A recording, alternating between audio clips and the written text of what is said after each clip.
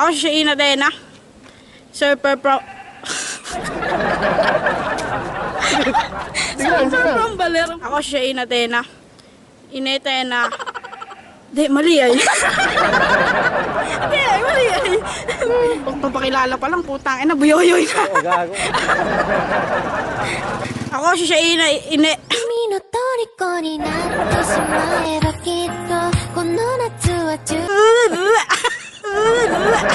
Ako si Zhainaday, Ineh, Tena. Wahine surfer from Baler, Aurora. Ako si Ineh. Ineh Tena na lang kasi. Ako si Ineh Tena, surfer from Baler, Aurora.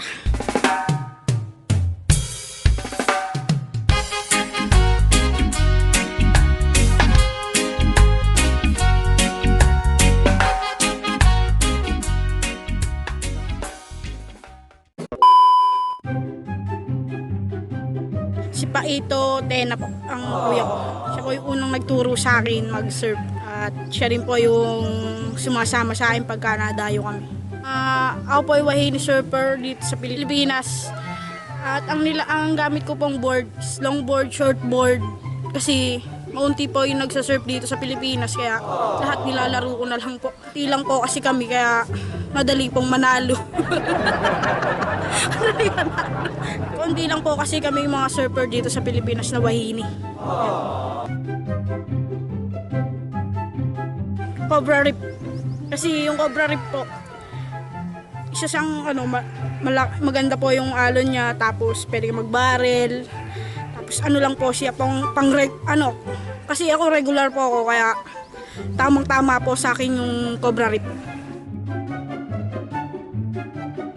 Siyempre po yung nag-iisa kong kuya, si Paito Tena. Kasi siyempre yung unang nagturo sa akin. Sa kanya ko po nalaman lahat ng rules sa surfing. Bethany Hamilton po. Kahit putol na yung kamay niya, magaling pa rin siya mag-surf, tapos buo pa rin yung confidence niya pagka nagsusurf siya. Nakakahanga po, tapos parang gusto ko rin po maging ganun sa kanya. Hindi naman po yung putol ng kamay. Hindi naman po yung putol ng kamay. Ganun kagaling sa kanya. Gusto ko rin maging ganun kagaling. Dream spot ko? Saan baga? Gusto ko mapuntahan muna yung Bali. Doon muna. Hindi ko alam kung saan spot doon kasi di ba ako nakakapunta. Di ba puro kalokohan? Sa Bali pa lang. Di ko kasi alam yung mga pangalan ng mga spot doon. Kaya di ko pa alam kung saan, di ko alam kung anong pangalan ng mga spot doon. Di pa ako nakakapunta. Sa Ramas, yun. Sa Ramas. Maganda daw dun eh. Siargao. Dinala po ako dun nung nag-i-sponsor sa akin.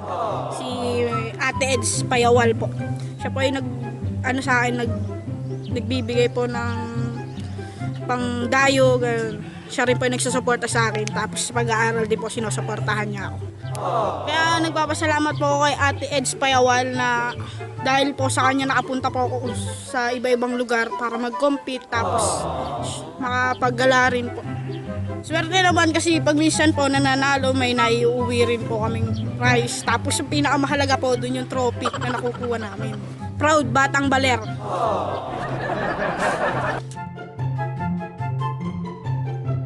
Siyempre po nagpapasalamat po ako sa kanila kasi kundi po dahil sa kanila may padating na tricycle. Nagpapasalamat po ako sa kanila kasi sinusuportahan po nila ako kahit saan ako lumaban. Nakalimutan ko sasabihin ko. Ulit. Salamat po ako sa kanila kasi lagi po sila nakasuporta sa akin. Nandun po yung papasalamat po ako sa kanila kasi nandun po yung suporta nila, tapos lagi po sila po yung nagpapalakas ng loob ko para maglaro, tapos para manalo. Maraming salamat po sa kanila sa pagsuporta nila sa akin.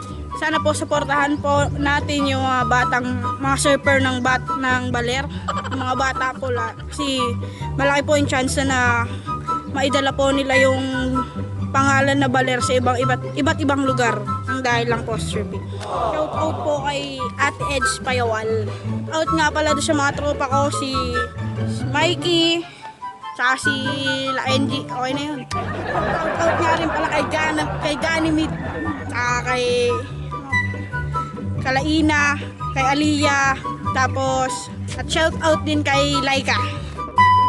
So hello guys, thank you sa inyong panunood at sana wag niyong kakalimutan mag-subscribe sa akin channel para supportahan natin yung mga batang surfer ng Baler, mga legend ng Baler at salamat ulit sa inyo sa aking mga subscriber dyan. Thank you so much at sana dumami pa tayo.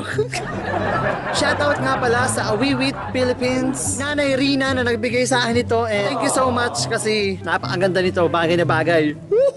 Sana marami pa, susunod naman kulay itim. Shoutout din sa Quick Clean Baler kay Kuya Ian. Next vlog natin ang Quick Clean Baler. Let's go! Yun lang at maraming salamat. Peace!